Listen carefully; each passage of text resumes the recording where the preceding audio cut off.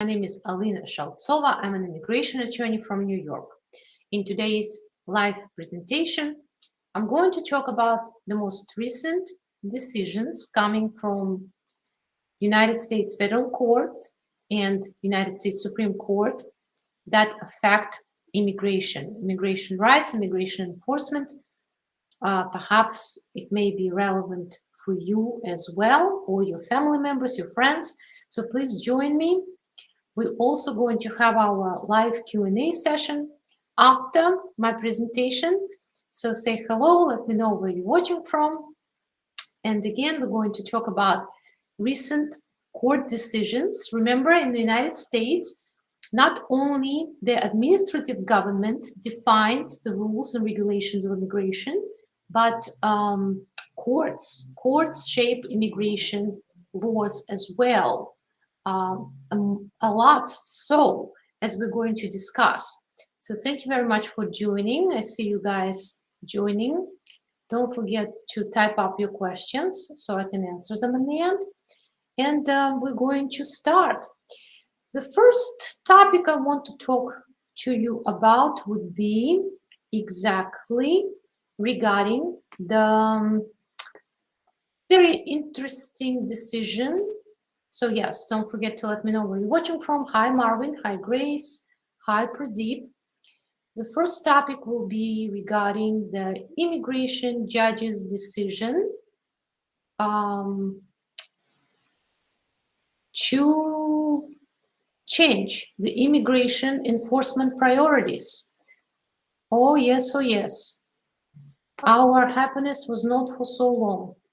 If you recall, not so long time ago, September of 2021, DHS Secretary of the Biden administration, Alexander Mayorkas, if I pronounce his name correctly, issued enforcement priorities to his staff or ICE agents, including ICE agents that would focus immigration enforcement, detention, arrest, processing, with regard to the most serious cases, only with regard to people who are found to be serious criminals who are presenting danger to national security and public safety.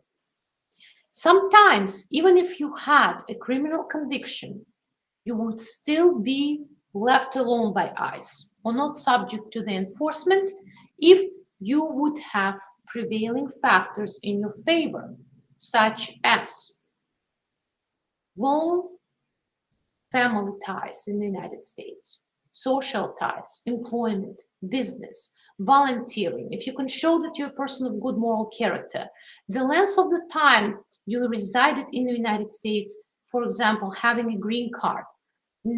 Recently, they just issued an update with regard to military service, right? So your whole situation would be taken into consideration according to the Secretary of State before you're going to be subject to immigration priorities. That was a very smart move, of course. Why? Because the government, after zero tolerance policy that the Trump administration set up, had to allocate their resources smartly in order to be able to function. Otherwise, they would not be able to do anything. And courts would be overwhelmed with cases of people who would be subject to removal, and so would be the immigration detention centers and so on and so forth. But not everyone was happy about that. And certain states, especially Texas, sued the new administration, saying that this particular policy prevents the government from enforcing the law. And guess what? The judge, one of the judges that this lawsuit was in front of, actually agreed. Judge blocks Biden policy limiting immigration enforcement. Texas judge stated in his decision that recently was announced, just recently, that yes, the judge agreed that the court finds that the states have proven counts, and those counts were about the fact that DHS stopped enforcing the law, and for that reason, the memorandum is contrary to the law and should not be enforced. The only good thing about this whole procedure, whole story, if you wish to call it, is the fact that the federal judge stayed his own decision for 7 days, allowing the government, who is now going to be appealing the decision, to appeal. So practically, for a person who is maybe subject to the enforcement, immigration enforcement, right now nothing changed. You're still subject to the September 2021 memorandum. You may still ask for leniencies when ICE is trying to enforce the laws against you or deport you. However, if the government files the appeal and the appeal is lost, then of course we're going to be to square zero. We're going to start anew, and there is a chance that the ICE will not have a choice, but will have to basically round up and deport everybody. It also, I have to say, from legal point of view, does not make much sense, because the judge, even in his decision, recognized that DHS can exercise in individual cases discretion. So basically what's happening is that it seems that the judge is against the policies that are announced as policies for everybody, but cannot be against and is not against individual discretion, all right? So of course it makes the enforcement of immigration law is a little bit not even or subjective, because if you meet somebody who is going to feel bad for you, they are not going to enforce the law. If you meet somebody who has different views, they're going to enforce the law. But the law, of course, should be enforced universally, according to the universal principles that are equal and are applied equally to everyone. And for that reason, I believe that memos such as the one that is at issue here should be allowed. They're not per se illegal or against the law, and they do help to organize the process of enforcement, making it more effective, better. I personally believe that the government probably is going to prevail on the issue in higher court, saying that they do have discretion to issue such memos. But we see this is a good example as to how a federal court, even if it's not the highest court in the country, may shape the immigration law and how their decision may affect your rights, okay? So this is something that you need to know about. If you are seeking prosecutorial discretion, you better hurry up. Just in case, you better hurry up. Even though I think that prosecutorial discretion for attorneys who practice in immigration court on behalf of the government should not be affected. But again, it may be, we do not know. We're going to see what's going to happen. Now I'm going to move on to another topic that I wanted to discuss. It's US Supreme Court decision on detention. This one is important, guys. This one is important. It's permanent. This is a final decision by the United States Supreme Court, the highest court.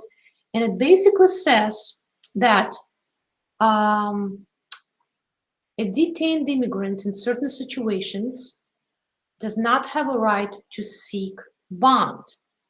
Does not have a right to seek bond, which is extremely important.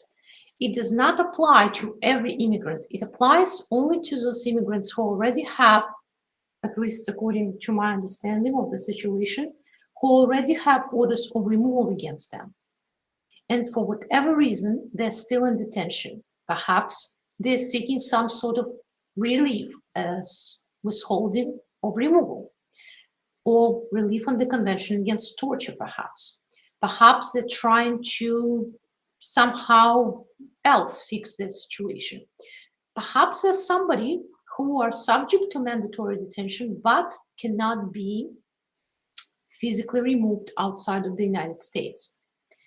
decision came out 8-1, meaning almost all justices of the United States Supreme Court agreed that in such situations, an immigrant would not have a right to seek bond after 180 days of detention, making this detention indefinite.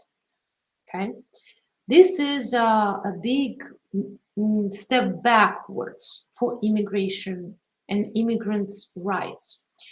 There are different kinds of situations for a person may face and why they ended up in immigration detention.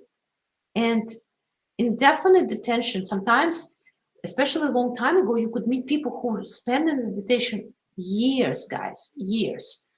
And now it's basically going to be only up to the government if they would like to release you or not, if you are in this specific circumstances. You will not have a right as a person to seek release. Hard decision to swallow, I'm going to be honest. Not sure what's going to happen, with this situation at all, because to me it sounds to be very unfair. A person should not be subject to administrative indefinite detention, especially when they're not even subject to criminal charges, but only for immigration violations. That's my opinion.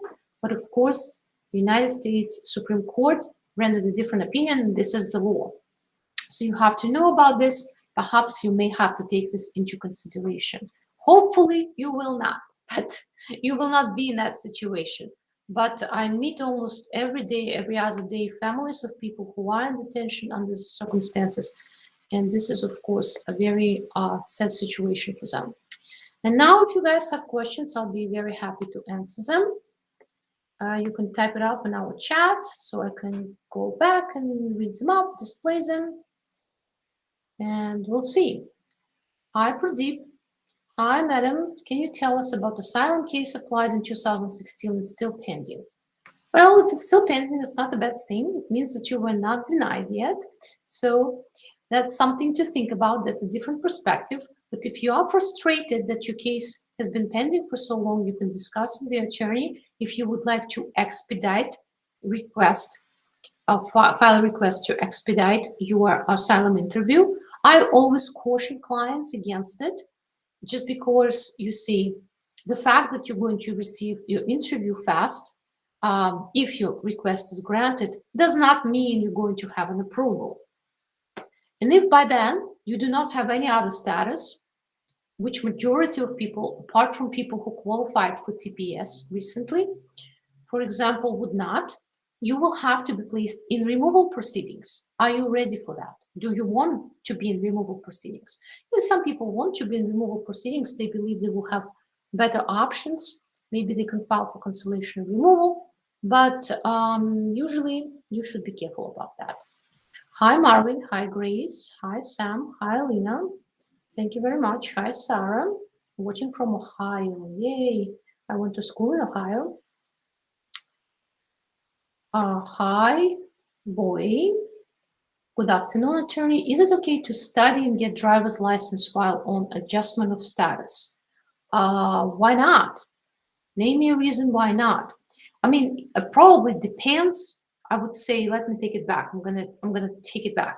But when you're filing for adjustment of status, you're usually entitled for an employment authorization, right? And when you get an employment authorization, you can get driver's license in states that do not allow driver's license without employment authorization, like in New York. In New York, currently, you can receive driver's license even if you don't have an employment authorization or proof of legal immigration status in the United States. And about studying, I would say absolutely, you just have to verify it with your school, unless, of course, something else is involved here, okay? Maybe you will be in violation of your other status, and usually it would be advisable to maintain that status. Maybe you are H-1B person, right? So I would suggest that you clarify that with your attorney, but generally speaking, you should be fine. But again, this is not a consultation. This is just general advice based on general information, very important. A driver's license should not be a problem. Hi, Aline. What about immigration reform update? Yeah, I wish I had some updates with regard to the immigration reform. Somebody just asked me today about that, and I'm going to tell you the truth. It seems that the Congress is focusing on a different issue right now. I'm not sure where it's all going and how it's going to develop, but I see a lot of attention being paid to the issue of gun violence, which is a very important issue, but immigration issue is also very important. However, I feel that immigration issue has not been so actively discussed recently in media. If you know of anything, if you'd like me to comment on specific news, please comment and I'll be glad to share my thoughts on that. Hi, no name. What is the processing time for VAWA interview after I-360 approved? My VAWA was approved November 2021, sent my I-45 in February when I expect an interview. Well, you should probably discuss it with your attorney. Very often, VAWA cases do not have interview at all, even if they filed for I-45 after they filed or the I-360 was approved. Also, not sure why you had to wait for the approval of I-360. Very often, you could file those applications, I-360, the VAWA application, and I-45 concurrently or together, which also will allow you to file for a work permit. But if your VAWA was approved, chances are you received a C-31 work permit, which allows you to work already and were granted deferred action. So I don't think you in any way prejudiced here. But in terms of processing times, you can check USCIS processing times online, but I would say that you would have to wait at least a year. I knew at least a year. Yes. Kind of, long time. Hi, sir. Hi, ma'am. What to do if officer blame and forced to accept and deny entry in the United States and cancel visa for 5 years?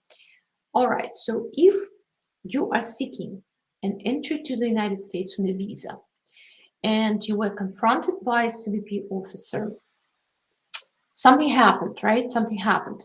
They probably said that your visa was issued in some sort of a violation, or you don't have a proper visa for your entry, or you have intentions for the entry in violation of the visa rules that you're currently holding. For example, you're intending to work, but you only have a tourist visa. Now the officer has options, or you have options, so both of you have options. You may withdraw your request for admission to the United States. You will have to go back, but you avoid having that situation that happened to you. You will avoid having that order of removal, administrative order of removal, that an officer may issue against you, barring you from returning to the United States for 5 years. So when you're denied entry at the border, officers may administratively remove you and bar you from coming to the United States for the next 5 years, or they can allow you to withdraw your request for admission, and this way you will not have that administrative order of removal. It's still going to be in your record that the visa was revoked, and your entry was denied, but at least you're not going to have this bad record. But once it happens, there's pretty much nothing you can do. There is a small possibility of filing motion to reopen in very specific cases. I personally never seen that to be granted, even though there were grant examples published online, I believe by American Immigration Lawyers Association, but I think they're extremely rare. And usually people go to lawyer after the situation happened, several months after the situation happened, and as a rule, it's too late to do anything anyway. Yeah.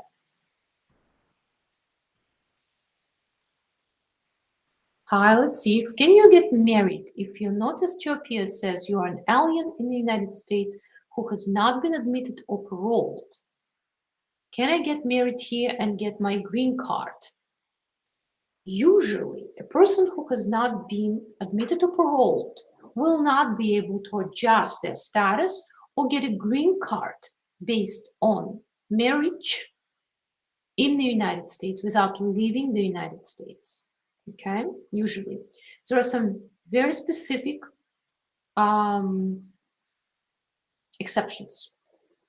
Very specific exceptions. For example, 245I exception. But for that, you have to be in the United States and something had to be filed for you prior to April 30th, 2001. Persons who are filing for benefits based on VAWA, technically related to marriage, Violence Against Women Act, but parole or inspection or admission is not required. Okay. Otherwise, you should discuss it with your attorney. You may look into cancellation or removal opportunity or I-601A waiver.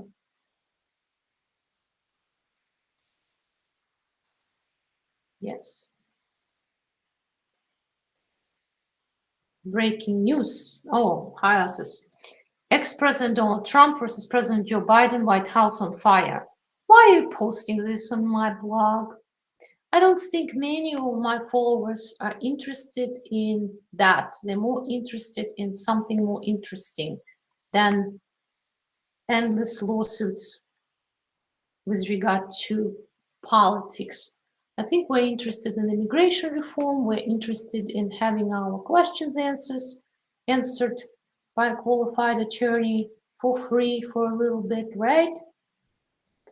This is what we're interested in. If you have something like this, please post it. Don't spam our chat. We have so many relevant questions. For example, hi, Unique. My husband petitioned for my daughter August 31st, 2021. I requested to expedite her I-765. They responded 3 weeks after, saying it's under review. How long do you think it takes to respond? You know, in my experience, if they expedite the case, they make a decision within 30 days, and then the case will be decided within the next 45 days. All right, so all in all, it's going to take you, even the fastest is going to take you like almost 3 months. All right, this is the expedited way, if it helps.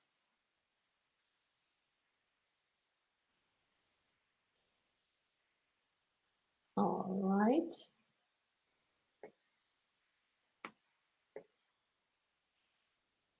Hi, Arman. How about the special immigrant visa cases, those who have applied but still have not received the approval? Well, you guys have to wait usually, right? I cannot comment on anything here.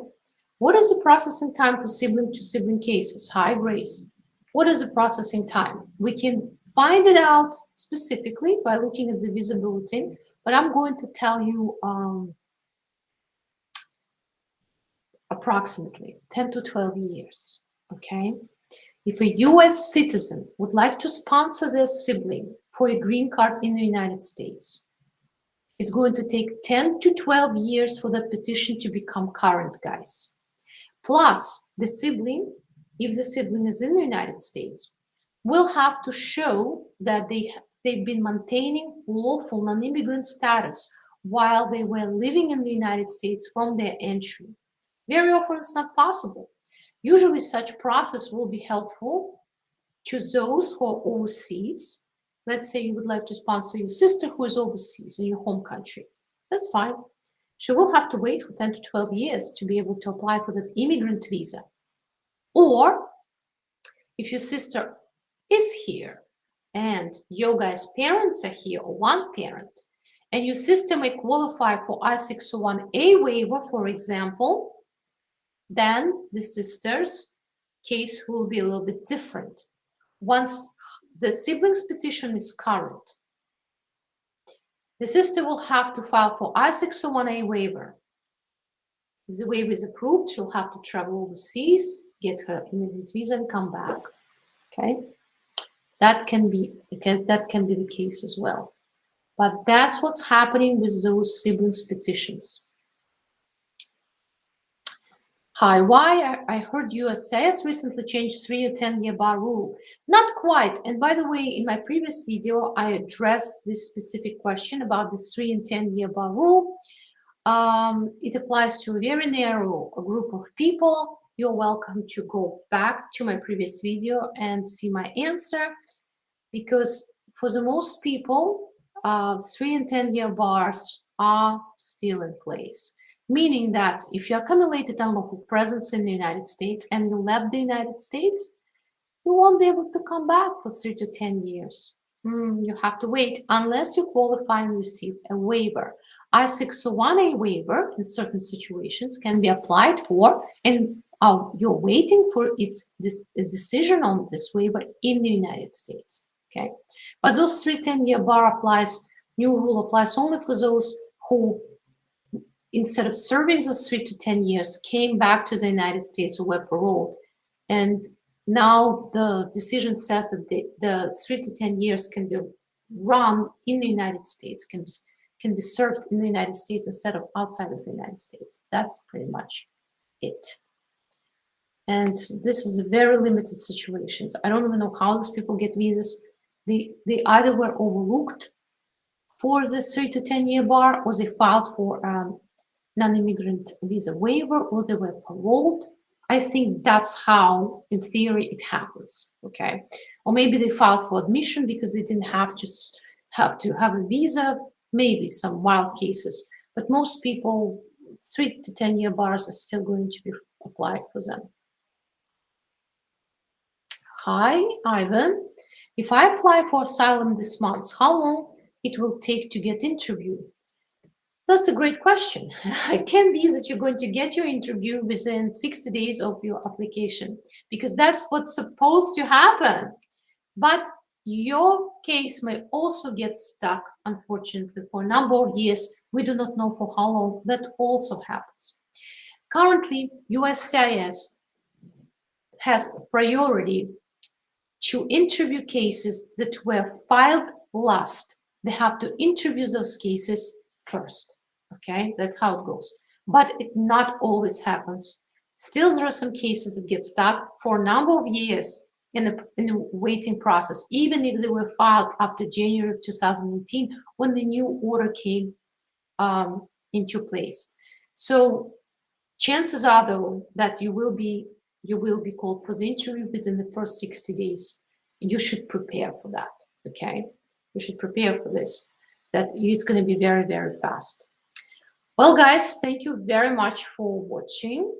It was a pleasure to meet all of you. I hope at least that some of the questions and answers were helpful. And now you know a little bit more about the United States court's decisions affecting immigration as well, that you may want to take into consideration, right? We're going to see how everything is going to unfold. I think that the Biden administration is going to fight for the prosecutorial discretion for both ICE and attorneys in immigration courts, because it's very important for them. Otherwise, they will never be able to deal with the backlog. We're going to see, that's my prediction, that everything will be fine in the end.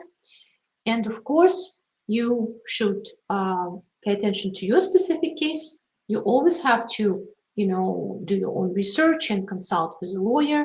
And usually you should rely on qualified attorney's advice before you do something. I said usually because some people are very good and they can do their own research and handle their own cases, but it's a very small percentage of people who can do it. Anyway, so thank you very much for watching. It was a pleasure. If you have not signed up for my YouTube channel or Facebook, please do so. And